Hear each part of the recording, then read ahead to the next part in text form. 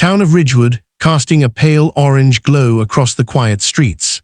At the edge of town, the rumble of motorcycles echoed as a group of Hell's Angels bikers gathered outside a roadside diner. They had stopped for breakfast, their leather jackets gleaming under the morning light, when something completely unexpected happened. A tiny figure came running from across the street, barefoot, trembling, and clutching a worn-out teddy bear. It was a little girl, no older than 7.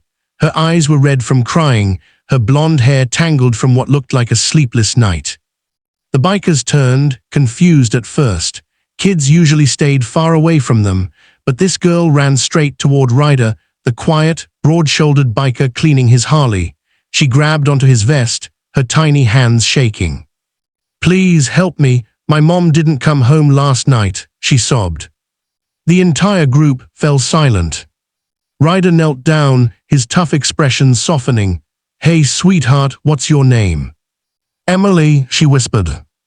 Her voice cracked as she continued, "My mom works at the gas station. She always comes home, but last night she didn't. I waited and waited, but she never came. I got scared, so I ran here.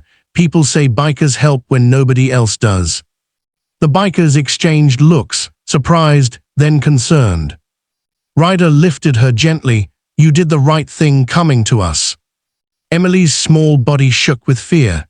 Ryder noticed the bruises on her arms, old ones. Something wasn't right. He wrapped his leather jacket around her tiny shoulders to keep her warm.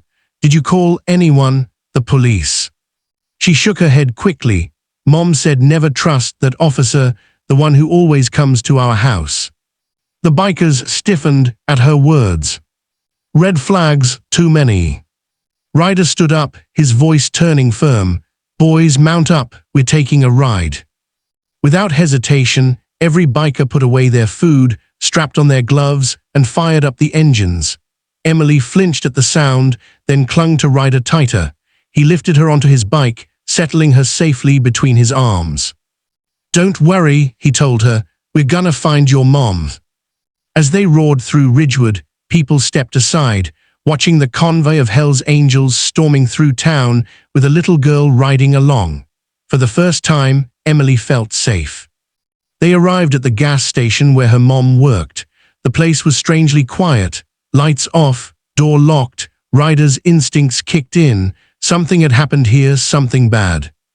He scanned the ground, skid marks, a dropped keychain, a woman's phone half buried in dirt. Emily gasped, "That's Mom's phone." Ryder picked it up, jaw tightening. "Emily," he said softly, "we're going to figure this out. Whatever happened last night, we'll find her." Behind him, the Hell's Angels lined up like soldiers preparing for war. Because when a little girl ran to them crying, they didn't walk away. They rode out to protect what's rightfully theirs to defend. Ryder tightened his grip on Emily's mother's cracked phone. The screen was shattered, but he noticed a fresh smear of dirt along the edge, as if someone had stepped on it while dragging it away.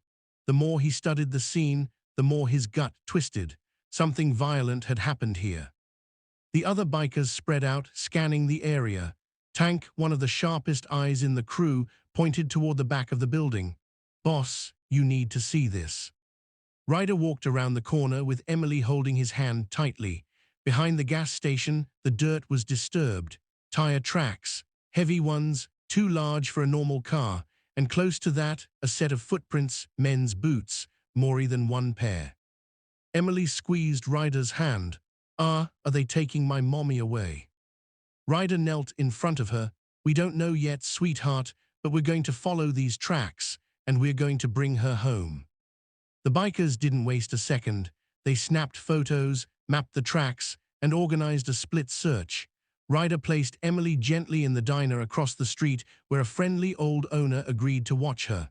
"I'll be back for you," he promised. "Please find her," she whispered. "We will." With that, the Hell's Angels mounted their bikes again, this time not riding for breakfast, but for justice. The tire marks led out of town, toward an abandoned industrial area locals avoided. It was a place where trouble brewed silently. As they rode deeper, the bikers noticed signs, scratches on the road, a broken reflector, Then finally, something none of them expected. Emily's mom's necklace. Ryder picked it up carefully. It was warm under the sun, catching a glint of light, as if pleading to be found. They went this way, Ryder growled. The angels followed the trail until they reached a rundown warehouse at the edge of Ridgewood.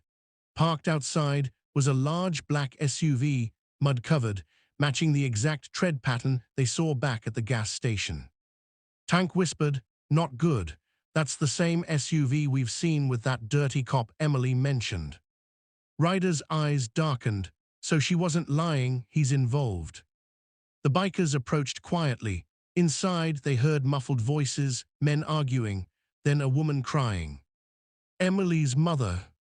The Hells Angels didn't hesitate. Ryder signaled with 2 fingers, and the group split, half rounding to the back door, the other half ready to breach through the front. A loud crash echoed as they broke inside. Panicked men scrambled, but they didn't stand a chance. The angels disarmed them within seconds. Ryder stormed forward, shoving aside a corrupt officer who had tried to grab his gun. There, tied to a chair, bruised and terrified, was Emily's mother. She looked up, tears falling. "Please, my daughter, she's alone." "She's safe," Ryder said gently as he cut her free. "She came to us, and we're taking you home." When the police chief arrived minutes later, summoned by locals who heard the commotion, he was stunned to see the Hells Angels standing guard around Emily's mother while corrupt officers were handcuffed on the ground.